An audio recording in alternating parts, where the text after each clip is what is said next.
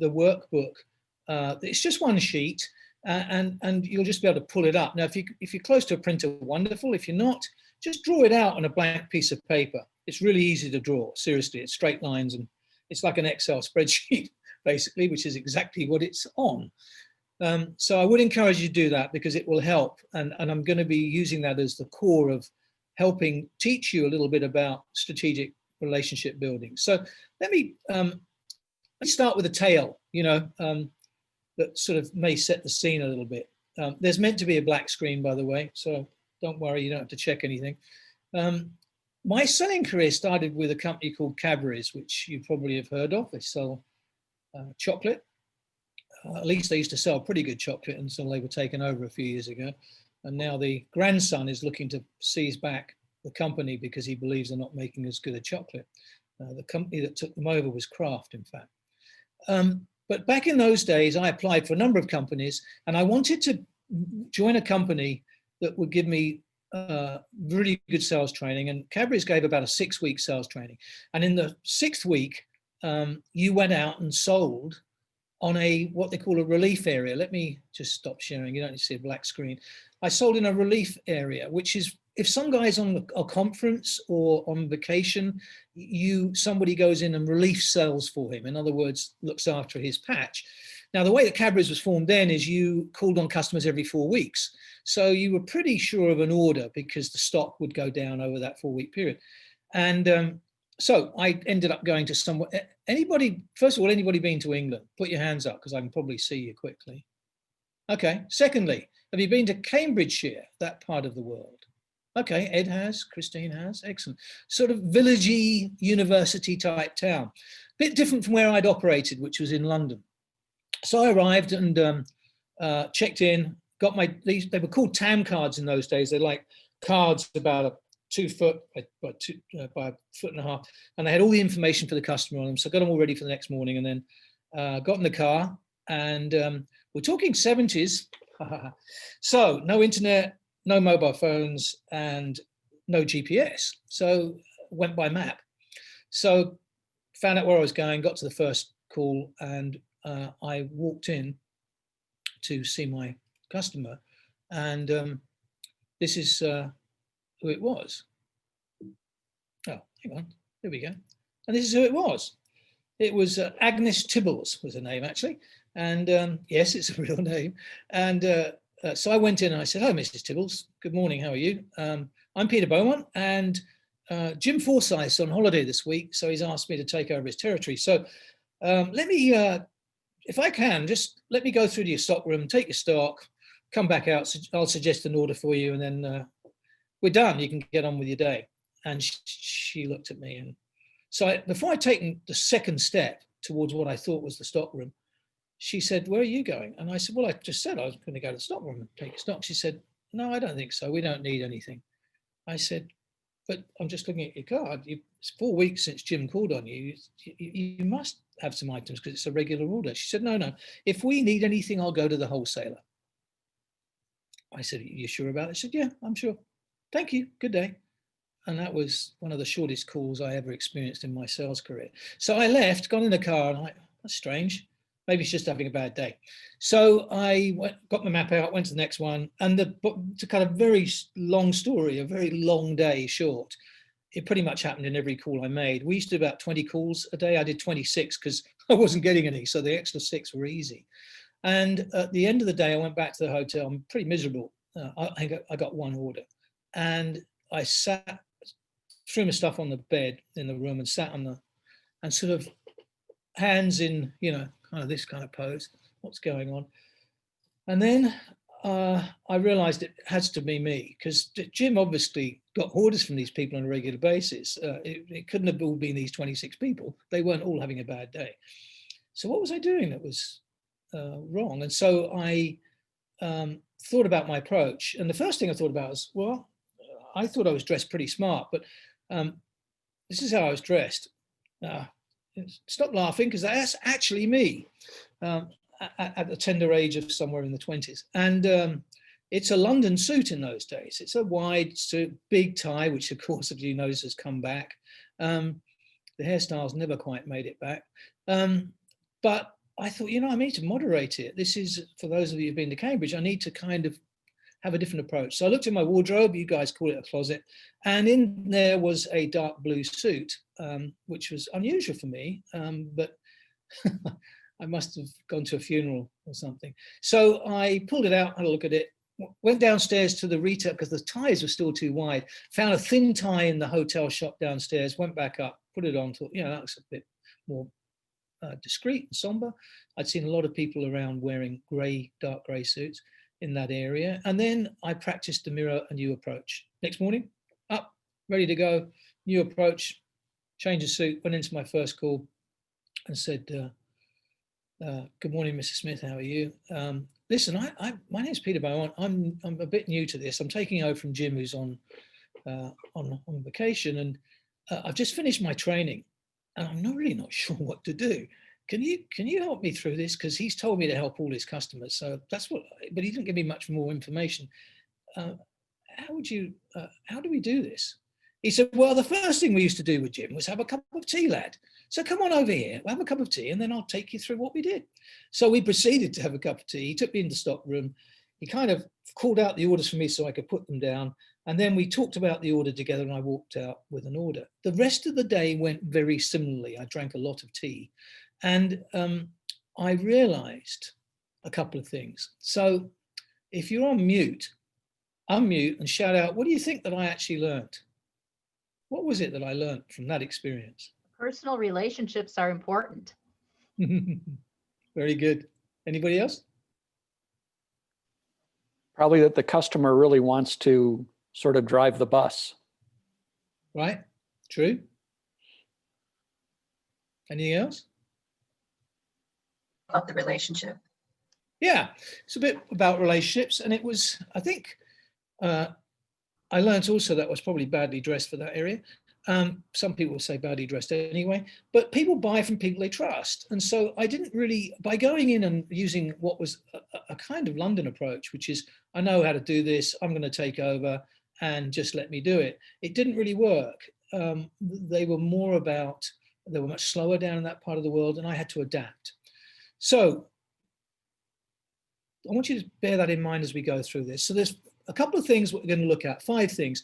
Why we should focus on existing customers, what managing relationships is really about, why it's so important, how to create a customer relationship plan, how to build trust, and how to add value. And those things are so overused terms, and I hardly see anybody practicing what they really mean. And so I hope to give you some insights on that. So Rob's already asked you to either download or have it on a screen so that you can make notes. And this is a point where I remind you. So let's talk a little bit about why we're talking about existing customers. Here's some data here. I'll just go through this quickly because you probably know some of this already. The probability of selling to an existing customer is 60 to 70%, while the probability of selling to a new prospect is as low as 5 to 20%. So it's low-hanging fruit. Increased profits. Increasing customer retention rates by 5% increases profits by 25 to 95. This is some research, by the way, it's done a couple of years ago by InvestCore. Cheaper to retain. So more than 2/3, so 70% of respondents agreed that it's cheaper to retain than acquire a customer. Again, this sounds so obvious, but we sometimes forget it. We like chasing after a larger customer base, which we should be doing, but we should also be looking after our existing customers. And by the way, the acquisition of a new customer is 5 to 25% more expensive than retaining your existing ones. So there's the case from a data point of view. And then why do customers leave? Well, unfortunately, some of them do die, which is the 1%. But again, up around 70% figure, customers believe you don't care about them. That's a pretty important figure. They don't leave you for all of this other stuff is not nearly so important. Customers believe you don't care about them. It's the prime reason they leave. So another couple of data points. The top 10 to 20 accounts of any B2B organization typically represents anything between 60 and 80% of revenue and profit. And strategic customers grow revenue at about twice the rate of other customers. Now, that's a great segue for me to go into the piece about managing relationships. As Rob told you, I worked for the Coca-Cola company, and I worked on, what he didn't say is, I worked on the McDonald's business. We had a dedicated account group that looked after McDonald's worldwide. They were so important to Coca-Cola as a strategic customer. They helped build the habit of drinking Coke with food. And they also helped the habit of drinking Coca-Cola with ice, which in many countries was not something, you know, you go to Scotland and try and drink scotch with ice, they'll probably tell you to exit the pub. So drinking drinks with ice is not something that was common outside of this country. But it was very important to Coca-Cola because it helped retain the carbonation and the quality of the drink. And McDonald's helped do this better than anybody. The countries I looked after is not all of that map, but I looked after 30 countries, which excluded Western Europe and the UK. So I basically looked after Africa, Middle East, India, Russia, and most of the Eastern Europe bloc. The problem, great opportunity for that, I was living in Vienna. One of the issues I had was when I went to the 30 countries where I had account managers responsible for McDonald's and talked to them about how they were doing with their relationships, I got things like, oh yeah, we get on really well, Jim and I would go and play golf. I had no way of measuring how strong or weak these relationships were, and nor did the people I were talking to. But I needed some kind of process so that I could find out where the weaknesses are and what we needed to do about it. And the strengths, of course. So what we turned to was CRMs to a large extent. And these were the early stages of CRM back then. I'm talking about the 90s now, mid 90s, 95, 96. But, you know, I have to tell you that I believe the CRM, or customer relationship management, is a misnomer. CRMs do not manage relationships. They are data management. So if you look at all these things about what a CRM does, yeah, they do all this great stuff, but that last one is not, they don't manage relationships. They put in prompts for you to remind you to follow up with somebody, but they don't make the call. They don't go and see the client. They don't identify with them. They don't understand their business. So that was obviously not going to work for what I needed to actually put in place. And then I came across this guy who kind of really focused me. Anybody know who this guy is, by the way? I doubt if you do, but if you do, brilliant. Just shout it out. All right, I'll give you a clue. Here's his name. Where do you think he comes from? Shout it out. Nobody? Come on. Scotland. The teeth is a giveaway. Canada. England. But anyway, close. So I won't read what he does because you can read quicker than me on this, and there's too many hard words. But one of the things that he came out with were two things which I thought were very interesting. One is humans really do seem to have a natural limit to the number of meaningful relationships they can have. And actually he pegged it. He said by using the average human brain, extrapolating the results of primates, humans can comfortably maintain 150 stable relationships. Stable, stroke, meaningful, which means that we better prioritize. We can't have relationships with everybody. So we've got to start prioritizing who we spend our time with and who we're going to build those relationships with, which led me to believe I had to create a customer relationship plan. So there's 6 parts to this, and I'm just going to take you through it. And I'm going to do it fairly quickly. And I think the worksheet will help you. So we'll, you know, I'm not going to give you a lot of time on it, but it'll just give you, it's a process, which I think you may be able to use, especially, you know, after this, when I've taken you through it. So that's the worksheet. That's the first part of the worksheet, which you have either got on a screen or in front of you. And so here's what I'd like you to do. I'd like you to imagine you have a client now or in the past, somebody that you've done some business with for a while.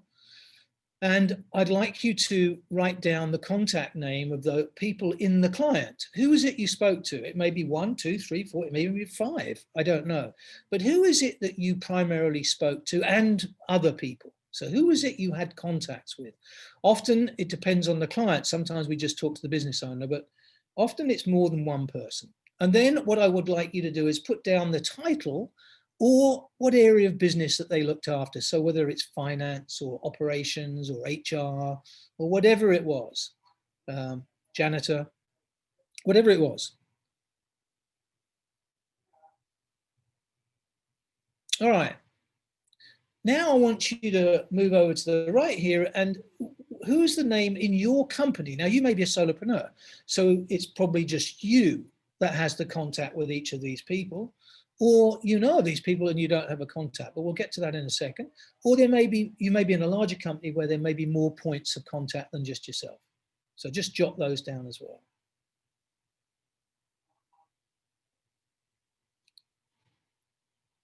All right. Third area is this. How good's your relationship with each of these people? So I'll give you a clue. So you'd have to define what strong, good, and weak is, obviously, because it can mean different things to different people. Much as when I went into Macedonia and said to my local guy, how good's your relationship down there? He said, oh, strong. They're all strong. Yeah, so what's strong mean? So we started putting together a classification of what a strong is. I'll give you an example of one we put together with Intel. The Lenovo, which was a client that we were working with, I worked with 20 of their OEMs through them. Lenovo, we said, was if they rang them, they had a call from Lenovo 4 times in 3 months. They rang them, they rang the person at Intel and asked for advice at least twice. That was the classification of, because they were remote, they didn't actually physically call because Lenovo were based in Taiwan. So just think of what would be strong, good, and weak. You can work out your own classifications later, but then just either put S, G, or W in those cells where the 4s are. So how strong, how good, and weak are yours and other people in your company's relationships with those people at your client? Okay. All right. So if you were using a web browser like this, that's what you'd start to look like. You'd have the contact names down the left-hand side. You'd have the titles or the area of business. You would have your own people who happen to just be authors across the top, John Grisham, Tom Clancy, Michael Connolly. And then you've started to work through the strong, good, and work needed relationship legend, which you can see at the bottom under 4. So now you've got what is looking like a relationship map. All right, now we need to identify what those people you know at the client do. So I'll give you 4 definitions to make it simple. Most people we deal with at the client fall into 4 categories. They're either economic, or they control the budget effectively. They are a user, so they actually use the product or service that you're, so for example, if you're an executive coach, it is the person that you work with, but there may be somebody else who signs off on the budget. Or there may be somebody else who says, wait a minute, I don't think you need a coach if they're not the owner. It may be a gatekeeper. In this case, it's the beefeater from the Tower of London, and we assume that he can't say yes, but he can definitely say no. It may be somebody you're not even aware of, but often gatekeepers are behind the scenes saying no, and you've got no idea who they are. And it's our job to uncover them. And then last but not least is a coach, which is a really difficult person to identify and/or I've probably come across in my career, which spans a lot more than 30 years, I've probably come across 4 coaches. Right, so you drop those, I want you to drop those in there. So having given you the definitions, look at your contacts, look at the area of operation they're in, and then try and jot down whether they're a user, a budget person, and often they may be both. We do have cases where they're a user of your product and service, and they also say, pay the bill, sign the check. And then, is there a gatekeeper in any of those?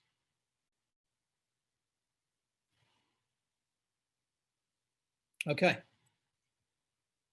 And this is roughly what it would look like again in a web browser. I've expanded it somewhat, but you can see under 5, you've started to identify the roles of those people. Now you need to analyze what's going on here. So we've got to mapping, but what are the key issues? And let me give you a clue on this. So let's determine what some of the issues could be. Let's have a look at, what's going on as a situation summary. And this is just examples. But if you look at what you've got in front of you now, and hopefully it's you know, you have mapped it, is we do not have a relationship with Ron Smith. I need to get closer to Jan Richards. I'm not good, but I need strong because they're the person who's got the budget strings. We don't have a strong relationship with Dick Rand, and so on. So now you set goals. It's one thing to identify the issues, but what are you going to do about it?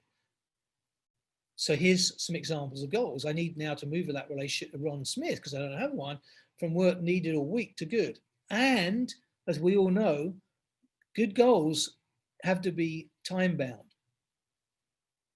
So now we put them in. Is it quarter one, quarter two, quarter three, or is it specific like a month as I've used here? Now, a lot of us can even get to there, but what are you going to do to achieve those goals? How do you actually do them? So here's some ideas. Well, we're going to create quarterly business reviews with senior management at which Ron will be there. And we'll host a special event so we get them together. So that'll help me move from the weak relationship into a good area. The second one, it matches. Move my relationship with Jan Richards, organize a sports event for January, and I'll attend preferably an NBA event, and so on. So that each one of the goals should match a key initiative. Or should I say the key initiative should match the goals. Then we have to implement. And so just quickly on this one, on the right-hand side of this pyramid, you'll see what you are, or what you see you are to the client. And on the left side of the pyramid, you'll see what the client thinks of you. And what we're trying to do continually to increase our business with existing customers is move up through this pyramid to become a valued partner. So here's an example. They see you as having a good product or service. So they see you as a vendor and you have a good product or service. They see you as a preferred supplier. In other words, you understand the functionality. You know how to deliver on time, very operationally driven. Perhaps you do it on price. As they see you as a consultant, because now you start to understand their business. They see you as a contributor because now you understand the customer's industry. And then lastly, you understand their actual issues. So you become a real valued partner. As you move up through this, you move from tactical to strategic, and you move from transactional to interactional. All right, so that's how we try and flex our muscles to manage relationships. Let's move on to the trust piece. How do we build trust? You know, it's really trust and respect are the most important things in any relationship. Think about your personal relationships. If you don't have either of those things, you probably don't have a good, tight friendship. So let me give you some ideas about how I think you can build trust and what I've done in the past. One of those is communicate. So how do you communicate in the way that the customer wants to be communicated to? So is it telephone? Is it email? So many of us just rely on email. Sometimes, especially, and this is a sweeping generalization, but the older business owners I deal with don't want to be communicated by email. They'd rather have a phone call if it's a serious discussion, because that's the way they used to do it. And they still want to do it that way. They feel that they can get closer to the issue and understand it more than just an email. Exceed expectations. I always say it's the room service thing, right? Tell somebody the meal's going to take 45 minutes and deliver it in 22. Do we continually try and exceed expectations? How many of us ask for feedback? I would suggest to you not many, and that's certainly been my experience. How many of you say, what sort of job are we doing? At least on a quarterly basis. We sit down with our clients on a quarterly basis for an hour to 90 minutes, and we talk about how things are going. And there's a section there which says, tell me how you think we're doing. What is it that we're missing? Is there something else we can improve upon? Connect regularly. You know, that's where a CDM rather than a CRM does help, because it can give you reminders if you want to contact that person on a monthly basis. Show appreciation. You know, I've noticed a trend. People are going back to real cards, real thank you cards, because believe it or not, the mailbox is not as cluttered as it used to be, so it stands out. And then there's the old question of how you add value. And again, a very overused term, but it helps me move into how do you add value? How do we add value? Right, I'm going to pause for a second because I will allow time for Q&A. I'm moving through this far more quickly than I normally would. I've noticed that when you're not in a physical setting, even though we try and make virtual meetings the same, they really aren't. And so I'm sorry if this sounds like a bit of a diatribe. It's not meant to be. But I just felt there was quite a lot of material that may be of interest to you. So this is the last section. I'll just go through it reasonably quickly. So introductions, how can you introduce people that from the client that would be interested, they would be interested to know in their industry? Introductions can be enormous value. Share information from another market that is not confidential, but something you found out that could be of great value to them. Think about it when you found that information out. How could you present that to them? Inform them about things that are going on that they may not know. White papers. Have you shared a white paper that you came across? Thought this may be of interest to you, Jerry. Let's follow up with a phone call. Tours. Are there vendors that they've never been able to connect with and have a factory tour with? Maybe you can help do that.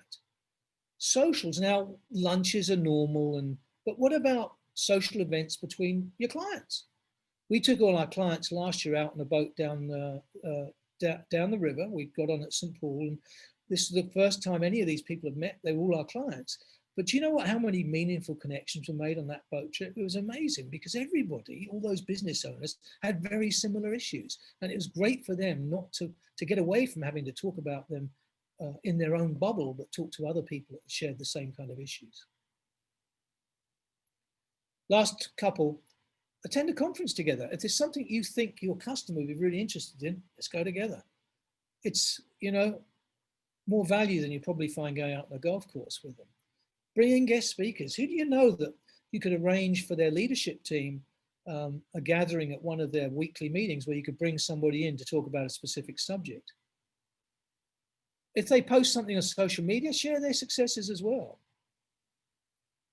Big breakfast, just going to touch on that. When I was working on the McDonald's business for Coca-Cola, we actually engineered a big breakfast where we got McDonald's executives together and sat them opposite each other. So it's a little badge, finance, and the other guy was finance. And then we played musical chairs every 5 minutes after the breakfast had been finished. It was a McDonald's breakfast, so it only took 5 minutes to finish.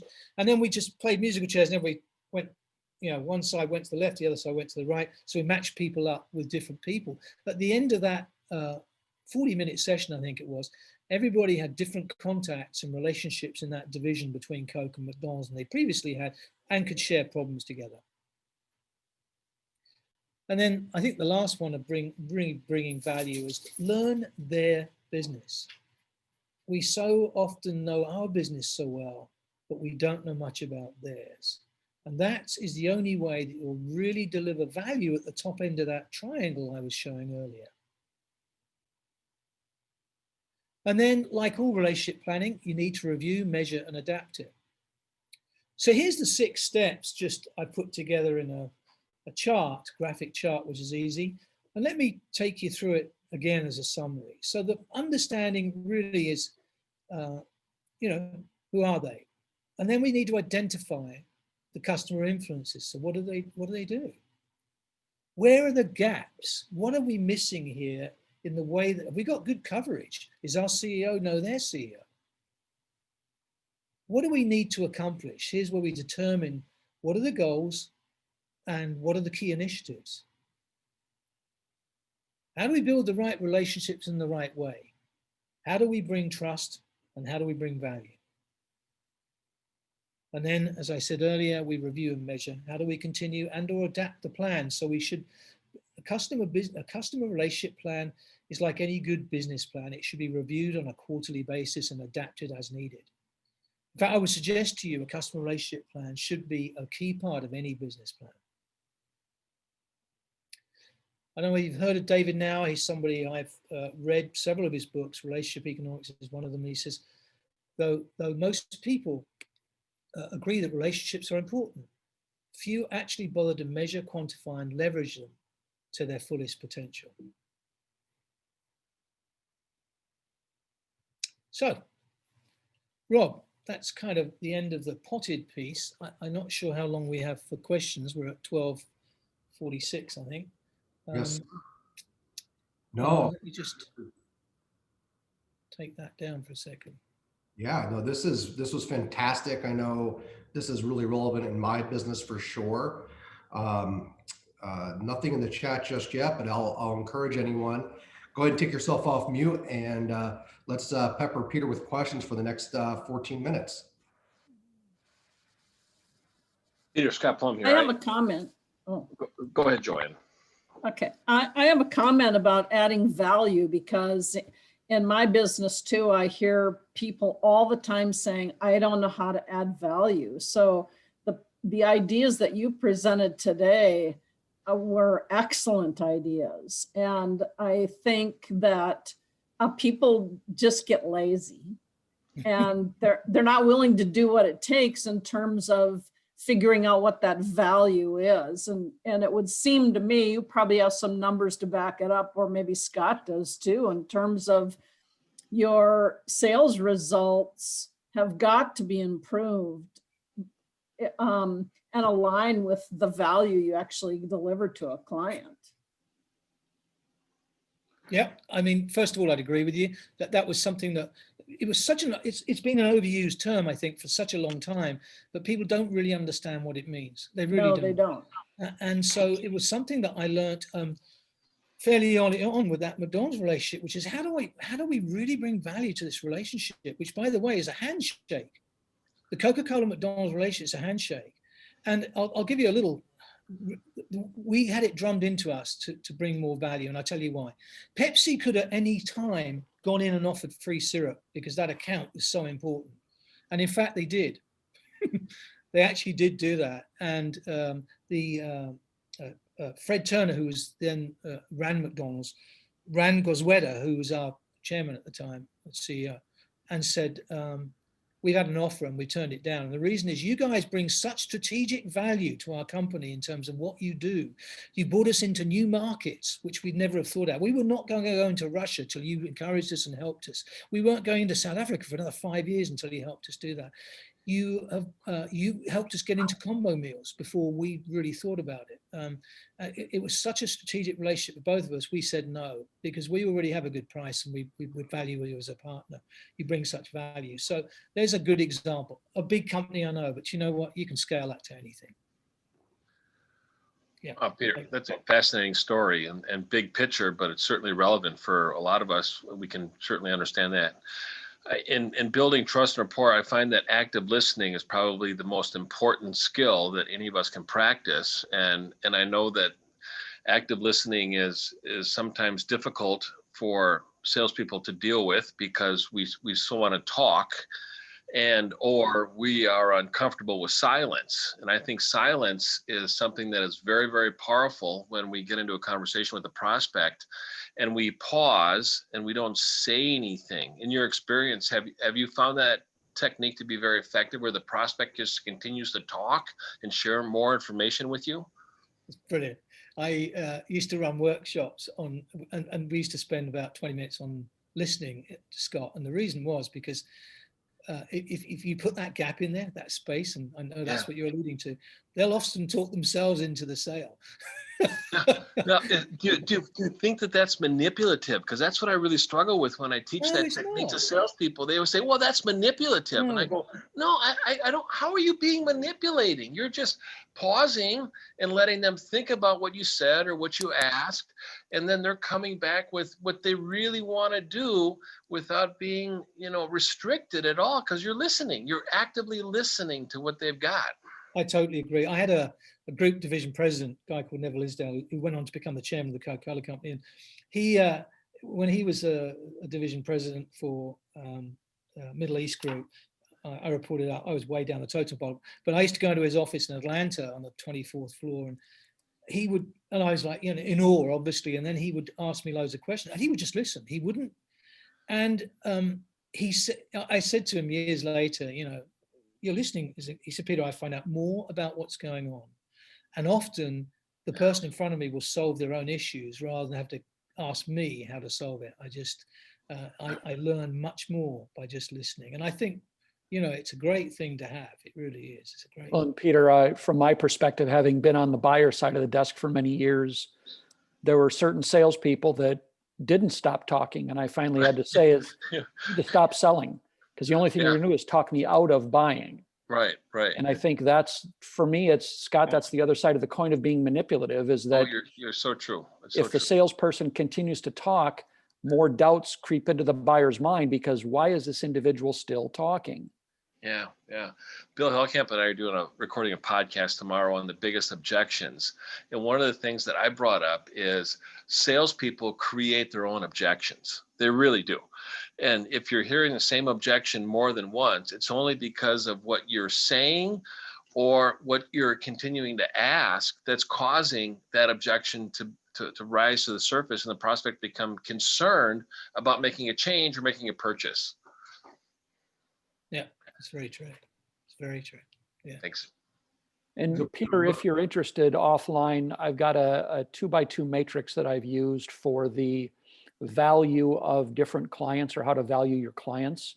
It's similar to what you were talking about, but it's got some dimensions on it that you might find interesting. You and I can just Cool. reach out Yeah. at some point in time. Yeah, love to see it. So let me pose a question out to everybody else.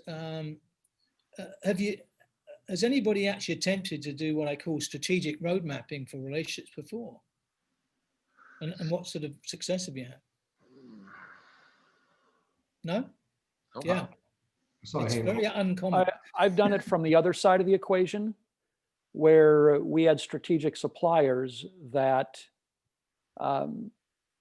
didn't seem to be able to kind of navigate the complexity of the customer I was working for.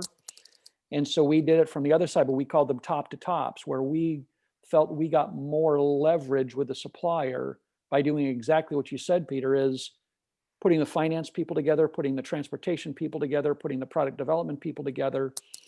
And what that allowed me to do when I moved on the sales side was really then understand, the more you can connect in that fashion, the less likely it is that your customer will leave, because you're so firmly embedded Yep, that they have to decouple all of those connections.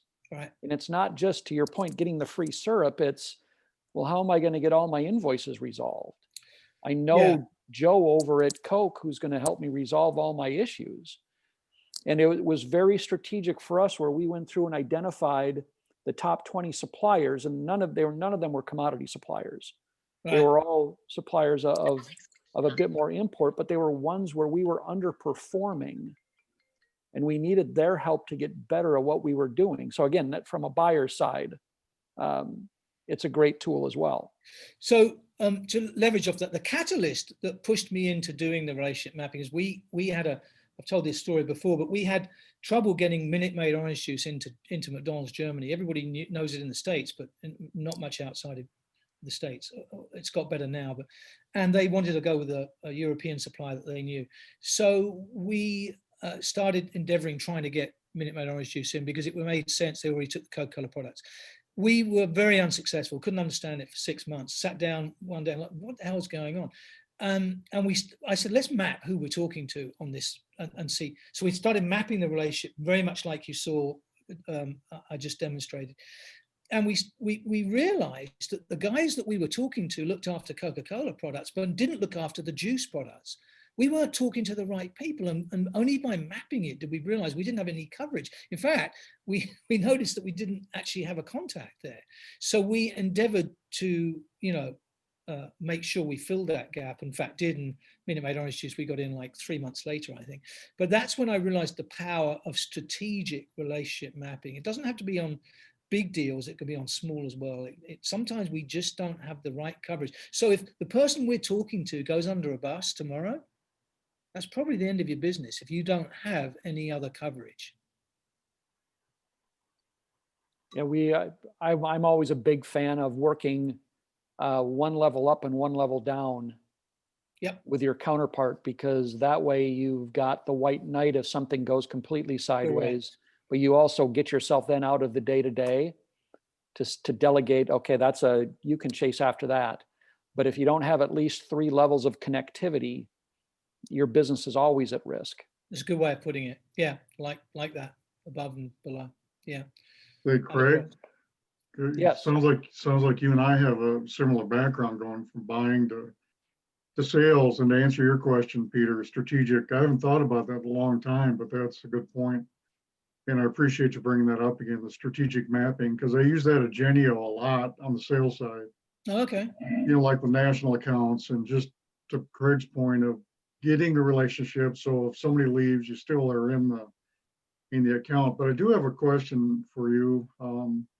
Over the years, it seems like one of the most fearful things is asking for feedback, asking your customer for feedback, and then also being proactive. So then people just don't do it. They go on and take the orders and just kind of avoid that. So I mean, how do you do that? How do you answer that person that has trouble doing that?